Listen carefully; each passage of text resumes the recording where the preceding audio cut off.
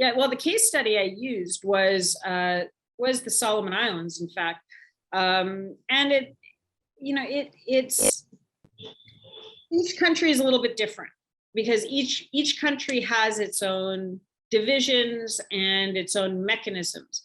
But one thing that China is very good is at identifying fault lines within a society and then co-opting subnational groupings and giving them more money and prestige and media play and building them up so that they can ride along with them.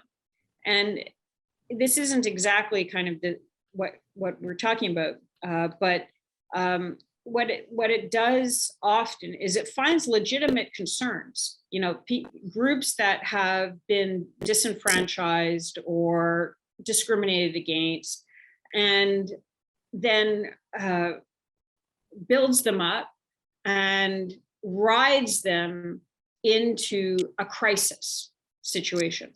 So the complaints can be legitimate, but the solutions that are being proposed are often very socially destructive.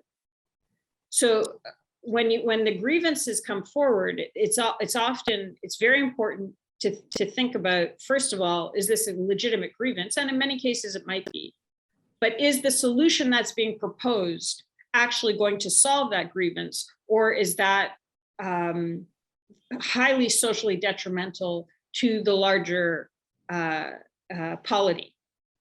So I'm sure you can think of some examples on your own, but that's one of the things that it does, in the process of trying to create chaos in a society.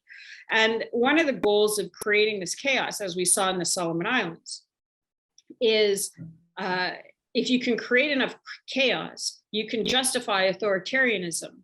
And if you're an authoritarian country, you may get, the chances of you being isolated from the West are higher, which means that your options, geopolitical options, are more limited.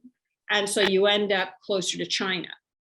So it benefits China to take a democracy, to find grievances within that society, to create divisions, to push people into a corner so that they react more violently, so that the controlling group becomes more authoritarian and gets alienated from the West and falls into China's camp. So you can see that in places like Myanmar, for example, but you also saw it in the Solomon Islands.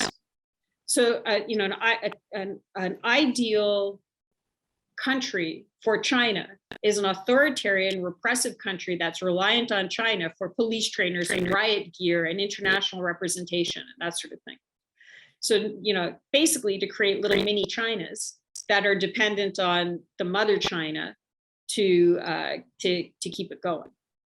Right. And they do that initially. I mean, you're talking about buying up politicians. It's pretty easy to buy up politicians, but you can do it through bringing them on trips to China where they miraculously win at the casino, or funding campaigns, or making sure that their brother or son is making a lot of money in some business somewhere.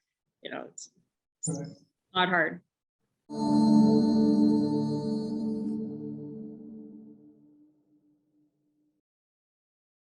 Please remember to subscribe to us and switch on the notifications for this channel. For our other social media links, more content, and to support our work, please visit citti.net. Dhanyavad. Namaskar.